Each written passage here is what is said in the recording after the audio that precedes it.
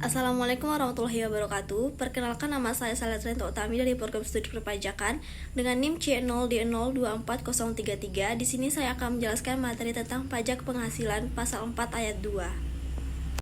Baik, di sini saya akan menjelaskan latar belakangnya. Pajak adalah kewajiban warga negara dan sumber utama pembangunan negara yang diatur dalam Undang-Undang Dasar 1945 pasal 23A. PPh pasal 4 ayat 2 dikenal sebagai pajak final. Ketentuan ini berlaku untuk penghasilan tertentu yang khusus dan dikenakan secara langsung, sehingga tidak diperhitungkan lagi dalam SPT tahunan. Tujuan PPh final adalah memberikan kemudahan administrasi bagi wajib pajak, terutama yang memiliki penghasilan fluktuatif atau sulit dihitung netonya. Contoh, penghasilan yang dikenakan PPh final adalah sewa tanah atau bangunan, jasa konstruksi, bunga deposito, hadiah undian, dan pengalihan hak atas tanah atau bangunan. Masing-masing memiliki tarif yang berbeda-beda. Pengertian pajak penghasilan pasal 4 ayat 2. PPh pasal 4 ayat 2 adalah pajak penghasilan yang dikenakan atas penghasilan tertentu yang bersifat final.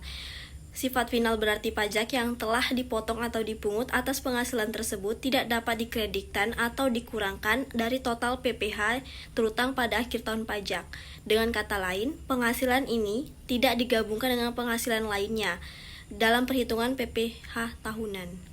Kemudian adapun dasar hukumnya adalah yang pertama Undang-Undang PPh, yaitu Undang-Undang Nomor 7 Tahun 1983 dan perubahan-perubahannya. Terakhir, Undang-Undang HPP Tahun 2021. Yang kedua, peraturan pemerintah sebagai aturan pelaksanaan yang mengatur objek tertentu, seperti Peraturan Pemerintah Nomor 34 Tahun 2017 sewa tanah atau bangunan, dan Peraturan Pemerintah Nomor 23 Tahun 2018 UMKM, dan Peraturan Pemerintah Nomor 9 Tahun 2022 jasa konstruksi. Yang ketiga, Peraturan Menteri Keuangan dan Surat Edaran Dirjen Pajak yang merinci mekanisme teknis, tarif, dan tata cara pelaporan. Adapun mekanisme pemotongan: 1. Pajak terutang saat pembayaran yang terutangnya penghasilan mana yang lebih dulu. 2. Pihak pemotong adalah pihak yang membayarkan penghasilan, misalnya penyewa, gedung, atau bank pembayar bunga. 2. Besarnya pajak dihitung dari tarif tertentu dikalikan penghasilan bruto dan bersifat final, tidak dapat dikreditkan di SPT tahunan. Selanjutnya ada mekanisme penyetoran. 1. Pajak yang dipotong atau dibayar sendiri harus disetorkan ke kas negara menggunakan SSP atau sistem e-billing dengan kode yang sesuai. 2. Batas waktu penyetoran dipungut pihak lain paling lambat tanggal 10 bulan berikutnya. 2. Disetor sendiri oleh wajib pajak paling lambat tanggal 15 bulan berikutnya. Dan ada mekanisme pelaporan. Yang pertama, pemotong pajak wajib melaporkan PPh yang telah dipotong dan disetorkan ke DJP menggunakan SPT masa PPh unifikasi. 2. Batas waktu pelaporan paling lambat 20 hari setelah masa pajak berakhir. 3. Pelaporan umumnya dilakukan melalui e-Bupot. 4. Pemotong wajib yang membuat dan memberikan bukti potong kepada pihak yang penerima penghasilan. Kemudian ada objek dan tarif. 1.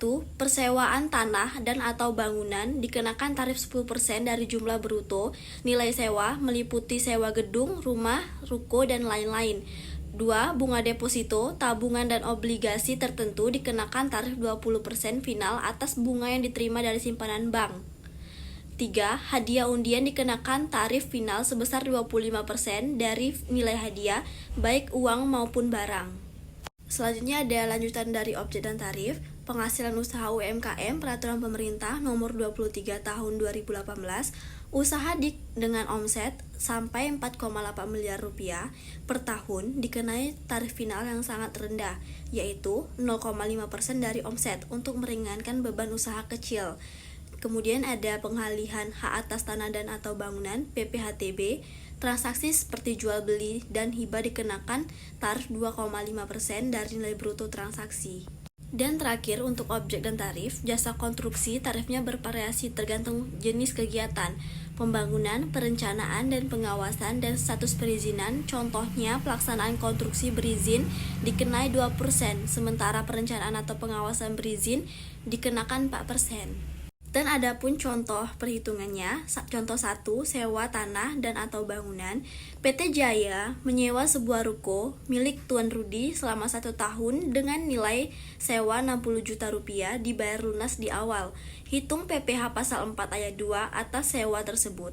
Jawaban, penghasilan dari persewaan tanah atau bangunan dikenakan PPh pasal 4 ayat 2 dengan tarif 10% dari jumlah bruto nilai persewaan.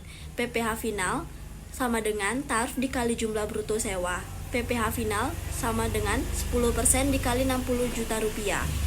PPh final hasilnya 6 juta rupiah. Adapun contoh perhitungan kedua adalah bunga deposito. Tuan Budi memiliki deposito di Bank ABC dengan total bunga yang diterima pada bulan Maret 2025 sebesar Rp1.500.000. Berapakah PPh pasal 4 ayat 2 yang harus dipotong oleh Bank ABC? Jawaban, bunga deposito termasuk objek PPh final pasal 4 ayat 2 dengan tarif 20% dari jumlah bruto. PPh final sama dengan tarif dikali jumlah bruto bunga. PPh final 20% dikali 1.500.000. PPh final hasilnya Rp300.000.